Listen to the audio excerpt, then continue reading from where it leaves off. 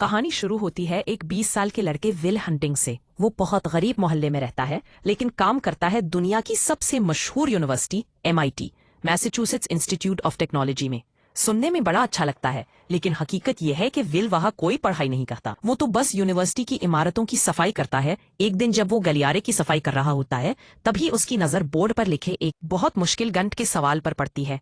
ये सवाल लिखा था प्रोफेसर जेरर्ड लिम्बो ने। उन्होंने पूरे कॉलेज को चुनौती दी थी कि जो भी इस सवाल को हल लेगा, उसका नाम यूनिवर्सिटी की किताबों में छपेगा और उसे नाम और इज्जत दोनों मिलेंगे। विल इस सवाल को ध्यान से देखता है और उसका मन वहीं अटक। पूरे दिन वो इसी सवाल के बारे में सोचता रहता है, यहाँ तक कि जब अपने दोस्तों के साथ बार में होता है, तब भी उसका दिमाग इसी सवाल में उलझा रहता है। अचानक वो दोस्तों को छोड़कर सीधे अपने छोटे से पुराने घर चला जाता है, ताकि रात भर बैठकर इस सवाल को हल कर सके। घर में उसके पास बोर्ड नहीं होता, इसलिए वो बाथरूम के शीशे पर हल लिखता है और गलतियां मिटाकर कोशिश करता रहता है। कई घंटों बाद आखिरकार वो सवाल हल कर देता है। कुछ दिनों बाद जब वो काम पर जाता है, तो सफाई करते करते ही बोर्ड पर सही हल लिख देता है। और जब प्रोफेसर लिम्बो बोर्ड पर लिखा हल देखते हैं, तो हैरान रह जाते हैं। उन्हें विश्वास ही नहीं होता कि इनके किसी स्टूडेंट ने इतना मुश्किल सवाल इतनी जल्दी हल कर दिया। वो ये जानने के लिए बेचैन हो जाते हैं कि आखिर ये जीनियस है कौन। इसी शाम विल अपने दोस्तों के साथ बाहर घूम रहा होता है। रास्ते में उन्हें कुछ लोग मिलते हैं। उनमें से एक लड़का एक लड़की का मजाक उड़ाता है। विल उस लड़के को पहचान लेता है। ये वही इंसान था जो बचपन में इसे बहुत तंग करता था। गुस्से में विल अपने दोस्त से गाड़ी रोकने के लिए कहता है और बिना सोचे समझे उतरकर सीधे उस पर हमला कर देता है। विल उसे मक्का मारता है और देखते ही देखते दोनों ग्रुप के बीच लड़ाई शुरू हो जाती है। थोड़ी देर में पुलिस वहां पहुंच जाती है। विल के दोस्त उसे बचाकर खींचने की कोशिश करते हैं, लेकिन तब तक देर हो चुकी होती है।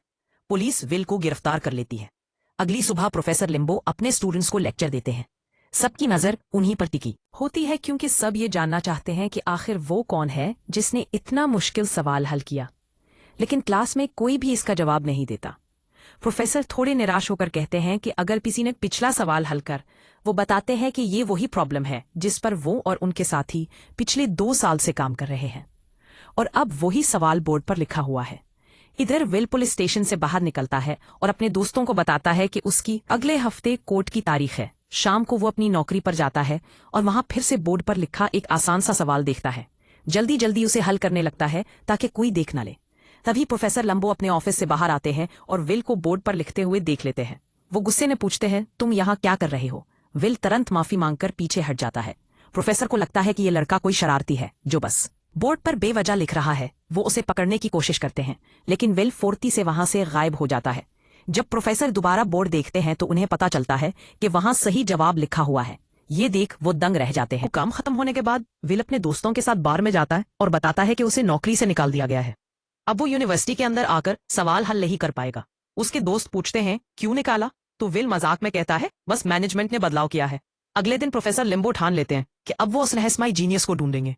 वो सीधे सफाई कर्मचारियों के दफ्तर पहुंचते हैं और पूछते हैं, यहाँ काम करने वाले एक लड़के का नाम चाहिए। लेकिन वहां के स्टाफ को लगता है कि प्रोफेसर सफाई की शिकायत करने आए हैं, इसलिए वो तुरंत विल का नाम नहीं बताते। थोड़ा समय बाद ये पता चलता है कि विल MIT में सफाई का काम अपनी मर्जी से नहीं कर रहा, बल्कि ये कोर्ट की तरफ से दी गई कम्युनिटी सर्विस थी। अब इसका केस सुनने का दिन आ चुका था। कोर्ट में प्रोफेसर लिम्बो भी मौजूद होते हैं। वहां सब देखते हैं कि विल खुद ही अपना केस लड़ रहा है। वो कानून और समाज के बारे में इतनी जानकारी दिखाता है कि सब हैरान हो जाते हैं, लेकिन उसके खिलाफ बहुत सारे पुराने केस होते हैं, इसलिए जज उसे जेल भेज देते हैं और $50,000 की जमानत रख देते हैं। कुछ समय बाद प्रोफेसर लिम्बो जेल में विल से मिलने आते हैं। वो बताते हैं कि जज ने उसे जेल से बाहर आने की इजाजत दे दी है, लेकिन 2 शर्तों के साथ। पहली, विल को हर हफ्ते प्रोफेसर के साथ पढ़ाई करनी होगी। दूसरी, उसे हर हफ्ते एक मनोवैज्ञानिक डॉक्टर से मिलना होगा, ताकि उसका गुस्सा और अपराध जैसी आदतें कम हो सकें। वेल को लगता है कि उसे मनोवैज्ञानिक डॉक्टर की कोई जरूरत नहीं है, लेकिन आजाद होने के लिए वो ये शर्त मान लेता है। जेल से निकलने के बाद वो प्रोफेसर के साथ पढ़ाई शुरू करता है और मुश्किल से मुश्किल सवाल आसानी से हल कर देता है। प्रोफेसर उसकी काबिलियत देखकर बहुत प्रभावित होते हैं, लेकिन थेरेपी इतनी आसान नहीं होती। प्रोफेसर कई अलग अलग डॉक्टर्स बुलाते हैं, लेकिन कोई भी वेल को संभाल नहीं पाता। पहला डॉक्टर तो डर ही जाता है, क्योंकि वेल उसकी लिखी किताब का मजाक उड़ाता है। वेल कहता है कि उसने उसकी किताब एक ही रात में पढ़ ली और इसमें कुछ खास नहीं है। ये सुनकर डॉक्टर गुस्से में सेशन छोड़कर चला जाता है। दूसरे मनोवैज्ञानिक डॉक्टर ने वेल को संभालने की कोशिश कुछ अलग तरीके से की। उसने उसे हिप्नोटिज्म में डालकर सुलाने की कोशिश की, लेकिन ये तरीका भी काम नहीं करता। ये देखकर प्रोफेसर लिम्बो लगभग हार मान लेते हैं। तभी उन्हें अपने पुराने कॉलेज के दोस्त शॉन मैगवायर की याद आती है, जो अब एक मनोवैज्ञानिक डॉक्टर है। प्रोफेसर शान के ऑफिस में जाकर वेल का मामला बताते हैं। शान पहले तो मना कर देता है क्योंकि उसका शेड्यूल बहुत व्यस्त होता है, लेकिन प्रोफेसर लिम्बो उसे समझाते हैं कि वेल कोई साधारण लड़का नहीं है, बल्कि एक अलग ही 70 का जीनियस है। वो इसकी तुलना इस मशहूर गंट के विद्वान से करते हैं जिसने बिना किसी औपचारिक पढ़ाई के बड़े बड़े खोज किए थे। ये सुनकर शान आखिरकार वेल से मिलने के लिए राजी हो जाता है। पहले सेशन में वेल हमेशा की तरह बदतमीजी और मजाक से डॉक्टर को परेशान करने की कोशिश करता है। वो शान की बनाई पेंटिंग तक का मजाक उड़ाता है और कहता है कि ये बिल्कुल बेकार है। शान इस पर गुस्सा नहीं करता और शांत रहता है, लेकिन जब वेल के निजी जीवन और उसकी पत्नी का मजाक उड़ाता है तब शान बुरी तरह भड़क उठता है।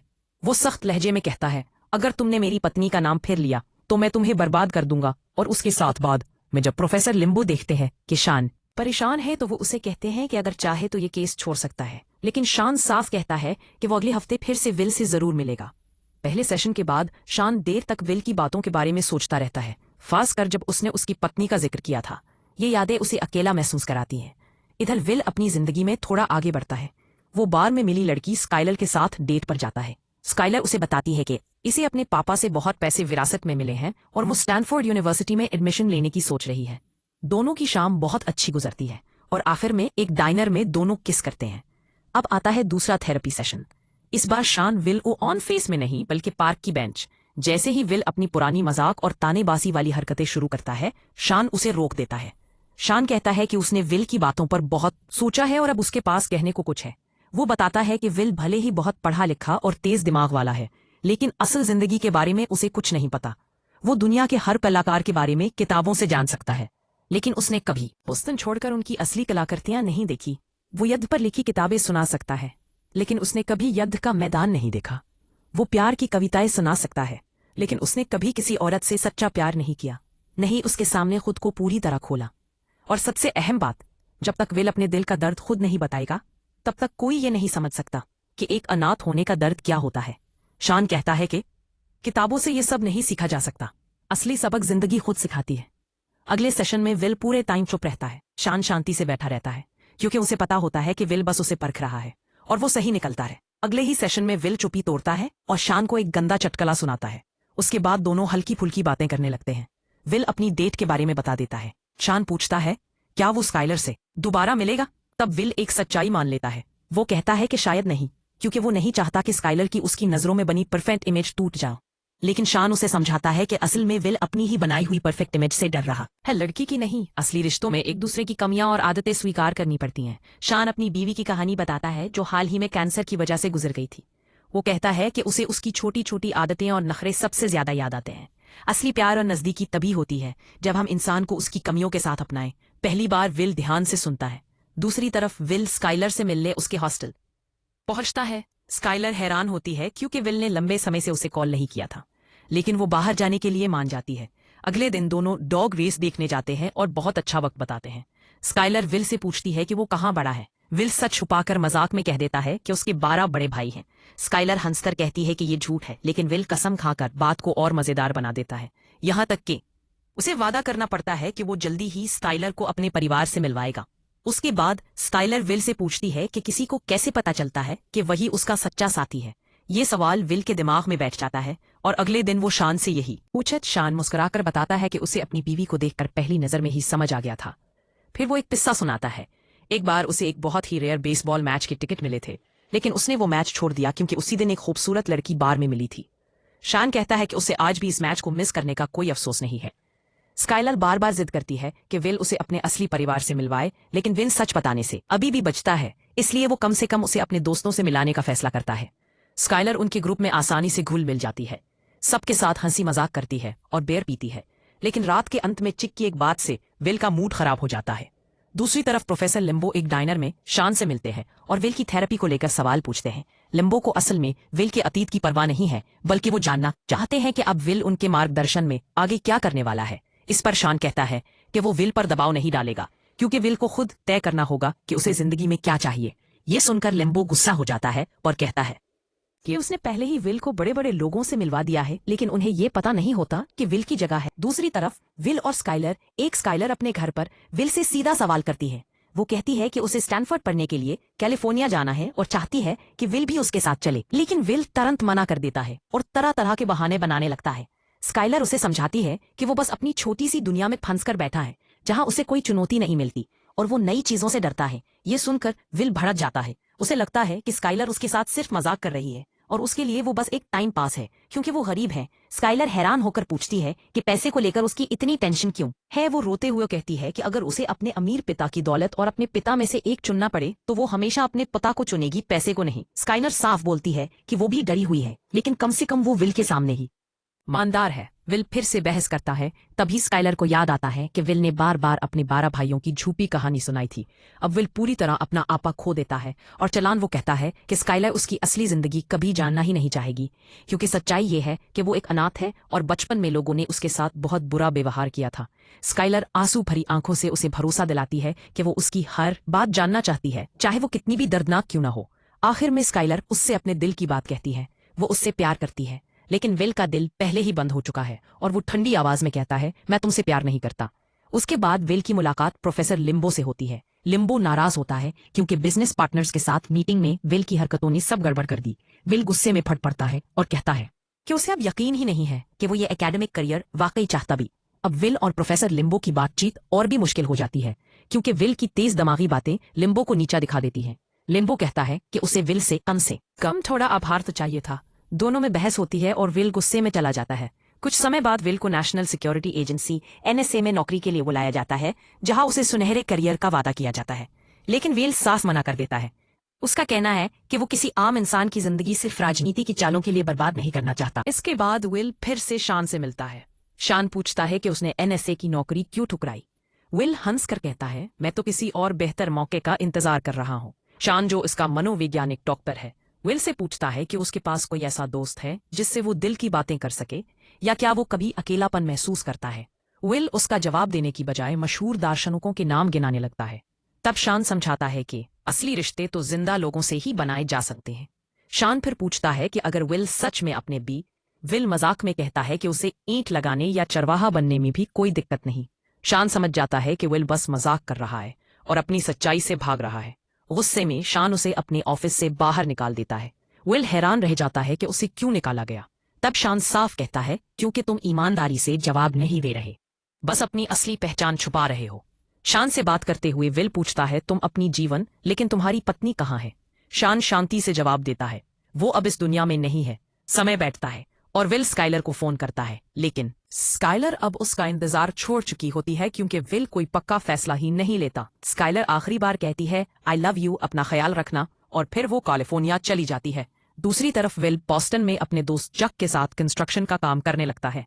उधर प्रोफेसर लिम्बो फोन पर बात करते हुए कहता है कि विल अब अपनी जिम्मेदारी पूरी नहीं कर रहा। अगर वो कोर्ट में रिपोर्ट कर दे कि विल सेशन पर नहीं आ रहा तो विल वापस जेल चला जाएगा, और इस बार उसका मन भी साफ रहेगा।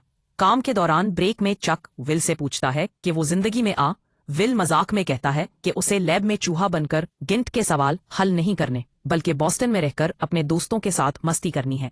लेकिन इस बार चक खुलकर विल को डांटता है। वो कहता है कि विल अपनी काबिलियत बर्बाद कर रहा है। चक ये तक मान लेता है कि हर रोज वो ये ख्वाहिश करता है कि एक दिन विल अपने घर से निकले और अपनी असली जिंदगी बनाए। इसी बीच लिम्बो को पता चलता है कि विल अब शान के साथ थेरेपी पर भी नहीं जा रहा। गुस्से में लिम्बो शान को धमकाता है कि वो जज को सब सच बताएगा, और शान पर यह इल्जाम लगाता है कि वही विल को फिर से अपराधों की तरफ धकेल रहा है। शान प्रोफेसर लिम्बो से कहता है कि उसे इस बात से फर्क नहीं पड़ता अगर लोग इस पर हंस ले, लेकिन वो विल की भावनाओं को नजरअंदाज नहीं कर सकता। शान बताता है कि लिम्बो को कभी असली प्यार स्वीकार करना आया ही नहीं, और वो पूरी जिंदगी अकेला ही रहा है। लेकिन लिम्बो उसकी बात सुनने को तैयार नहीं होता। उसे लगता है कि शान उसकी सफलता से जलता है। ये सुनकर शान हैरान रह जाता है और उसे लगता है कि लिम्बो बस घमंडी है। शान समझाता है कि वो सिर्फ विल के भविष्य और उसकी असली ख्वाहिशों की परवाह करता है, जबकि लिम्बो का दबाव उसे नाकाम बना सकता है। तभी लिम्बो चुपचाप वहां से चला जाता है और विल को शान के साथ अकेला छोड़ देता है। शान विल को बताता है कि उसका और लिम्बो का झगड़ा व्यक्तिगत नहीं है, बल्कि ये पुरानी बातों से जुड़ा हुआ है। फिर शान बात बदलते हुए बताता है कि उसने वेल के बारे में जज के लिए एक रिपोर्ट तैयार की है। वेल इससे पूछता है कि क्या उसके जैसे और भी मरीज उसके पास आए हैं। तभी शान पहली बार अपनी पर्सनल लाइफ शेयर करता है और बताता है कि उसका पिता शराबी था जो उसे बहुत मारा करता था। वो वेल से कहता है कि जो कुछ भी उसके साथ हुआ उसकी गलती नहीं है। शुरुआत में विल मजाक बनाकर बात टालने की कोशिश करता है, लेकिन फिर अचानक टूट पर अपने असली जज्बात बाहर निकाल देता है। आखिरकार सब कुछ साफ होने लगता है कि उसका पता शराबी था और बचपन में उसे बहुत मारा पीटा करता था। विल अपनी आखिरी सेशन के लिए शान के पास आता है और बताता है कि उसने प्रोफेसर लिम्बो द्वारा सुझाई गई कंपनियों में से एक में जॉब ज्वाइन करने का फैसला कर लिया है और वो इस फैसले से खुश है। शान भी कहता है कि उसने थोड़ी दुनिया घूमने का सोचा है और जाते जाते अपना नंबर विल को दे देता है। शाम को विल अपने दोस्तों के साथ अपना बर्थडे सेलिब्रेट करता है। उसके दोस्त उसे एक कार गिफ्ट करते हैं जो उन्होंने पुराने पार्ट से जोड़कर बनाई थी। इस बीच प्रोफेसर लिम्बो शान से मिलने आता है। दोनों एक दूसरे से माफी मांगते हैं और फिर साथ में बार में ड्रिंक करने निकल जाते हैं। दूसरी तरफ हमेशा की तरह चक विल को लेने आता है, लेकिन इस बार वो देखता है कि विल घर पर नहीं है। ये देखकर चक बहुत खुश होता है। बिल्कुल विल ने शान के लिए एक नोट छोड़ रखा था। शान उसे पढ़ता है और पता चलता है कि विल ने जॉब छोड़ दी है और कैलिफोर्निया चला गया है स्काइलर के पास। इस नोट में विल वही लाइन लिखता है जो कभी शॉन ने अपने दोस्तों से कही थी जब उसने बेसबॉल मैच छोड़कर अपनी होने वाली पत्नी से मिलने का फैसला किया था। और इसी खूबसूरत अंदाज में ये कहानी खत्म होती है। ये कहानी हमें सिखाती है कि जिंदगी में असली जीत डिग्री या नौकरी से नहीं, बल्कि सच्चे प्यार और अपने असली मकसद को पहचानने से मिलती है।